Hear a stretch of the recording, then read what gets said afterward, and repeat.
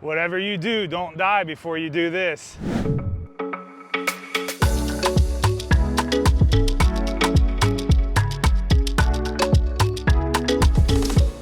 All right, so nobody wants to talk about death and dying, but it is a uncomfortably necessary conversation that needs to be had, and it is only going to help you and your family in the long term, even though it is so uncomfortable to have during the moment. My name is Chris Schwartz. I'm the broker owner of White Whale Real Estate, along with my compadre, Tim Loomis, and we are here to bring you all the real estate news, fun facts about what's going on in the area, events, and just living in the New Smyrna Beach, Greater Daytona, Port Orange, Edgewater area. So anything fun that's happening in the area, we want to be able to tell you about it. So please remember to like, subscribe to our channel, living in New Smyrna Beach, Florida. So why are we talking about death and dying today? I am talking to you about it because an agent of ours recently brought this to my attention, the Lady Bird deed. And I knew a little bit about it. She knew a lot more about it because she just happened to go through the process. And we wanted to bring you this information to help educate you guys and just make you aware that this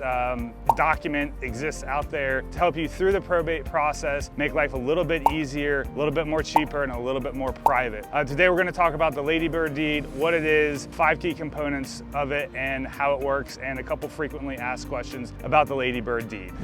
Okay, so let's talk about the Lady Bird deed. The Lady Bird deed is also known as an enhanced life estate, which is a legal document used in the United States that transfers the property of the owner upon their death while allowing them to retain the control of the property during their lifetime. So let's talk about the 5 key components or advantages of utilizing the Lady Bird deed. So number 1, you have retention of control. 2, you have avoidance of probate, which is huge.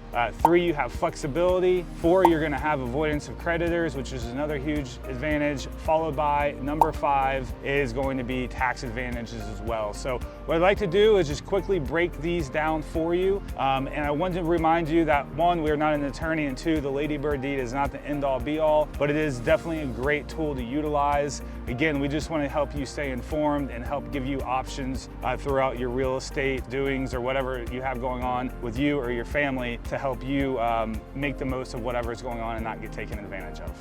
All right, starting out with the number 1 key benefit or factor with the Lady Bird deed is going to be retention of control. So what this means is that the owner or grantor of the property is going to retain full control of the property during their lifetime. So this allows them to use, sell, or mortgage the property in any way they see fit without asking permission from future beneficiaries. So this is a real huge distinction here amongst other legal documents that may be setting up a pathway for that estate in the future for what happens to it. A lot of documents, in order for the owner that's actually living in the property, they have to get permission from the other beneficiaries, whether it be family members, friends, or whoever they have in charge of their estate has to agree for them to do or make any changes with the current estate. Whereas the Lady Bird deed gives them full control of that without asking for anybody's permission, while they have it set up though for that clear succession plan for when they do pass, that it goes right to the heirs that they want to. All right, the second pro to the Lady Bird deed is going to be avoidance of probate. And if you've never dealt with a probate process, consider yourself lucky, because they can be hellacious, nightmarish, downright terrible, and any other bad adjective you want to use, throw it in there, because it can just really plain down suck. It can last months, even up to years. So having a probate and a life estate plan put in place is really important. It's going to save you so much money and so much time and so much headache. Having a clear plan in place, and the Lady Bird helps you do this. And one of the things that it allows you to do, not only by avoiding the probate process with this one particular estate, is it does allow that homeowner to change or revoke the deed status without consent of any future beneficiaries as well. So it really takes the burden off the current family and leaves it on the owner of the estate, while still allowing control between the owner of the estate and family as well, with just a clear plan put in writing in place. And we're just gonna flow right into number 3 here, and that's gonna be the flexibility. We've kind of seems to be the common theme with the ladybird deed, is the owner's ability to retain their rights to the property. That is one of the biggest fears with our aging population, is them giving up control or ownership of the property while they're still living in it, and them just feeling like they don't have any rights left with the properties that they have worked their entire lives to be able to have and hold, and they feel like it's getting stripped from them. So the flexibility to have a plan in place, to be able to avoid probate, to retain control of the property, I mean, they're just really, it's just peace of mind overall. And that's, I think we could interchange that with flexibility, is peace of mind, being able to know that you can use, sell, mortgage the property, you can add beneficiaries, you can take them away. You don't have to ask anybody's permission to do something with your property, but it still allows you the safety and the comfort to be able to stay in your home and not have to worry about moving homes or getting shipped off somewhere else. You just have that comfortability to stay there and age in place. All right, and pro number 4, and don't forget there are cons to everything. So when we get done with the pros, I'm gonna have a couple cons for you, again, just to keep you educated and informed. But pro number 4 is going to be protection against creditors. Now, this is a kind of loaded conversation and topic, but when you transfer the ladybird deed, it can offer you in some states protection against the grantor or the property owner's creditors. So this is something that you should take into consideration, and this would definitely fall in line with talking with your financial planners and accountants and also attorneys as well. But it could be a big advantage for you on the creditor side of things. And that's going to tie into advantage number 5, is that transferring the ladybird deed estate, or the ladybird deed, or as other people call it, the enhanced life estate deed, can offer tax advantages. So that's going to be pro number 5, is offering the tax advantages. And again, this is going to vary state to state, so you want to be very careful with this. You don't want to think it's going to be some massive loophole or anything.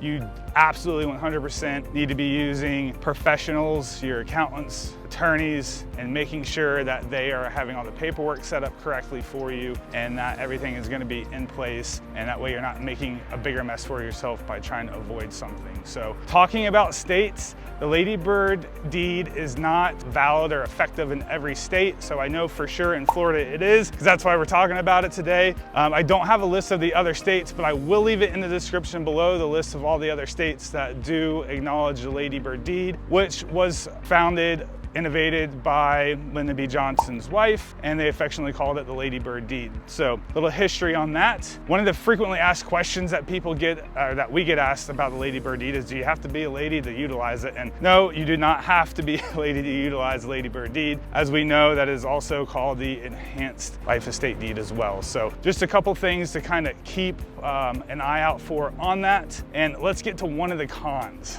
Okay, so it can't all be good. So let me kind of talk to you about some of the cons, something to be paying attention to. And again, make sure that you consult with your attorneys for this. So the number 1 con is going to be potential misunderstandings of the owner's rights to the property. So you really want to make sure everybody's clear on what the rights are. I know we talked about the overall flexibility of them being able to retain the ownership, but you just want to be very clear with that when you're drafting it with the attorney. Everybody's on the same page and understands exactly what the rights are, and whatever family members are involved in the process too, that they understand as well. So just being really involved in the process, I'd highly recommend. The second thing, and probably the biggest disadvantage that I could see with the ladybird deed, and again, this doesn't always apply, but you can have challenges when filing for Medicaid. So this could be a huge disadvantage for you. That's why it's really important to consult any of the professionals you've been working with to make sure that this is not going to affect any of your qualifying factors for Medicaid, because you don't want to lose that or give that up. So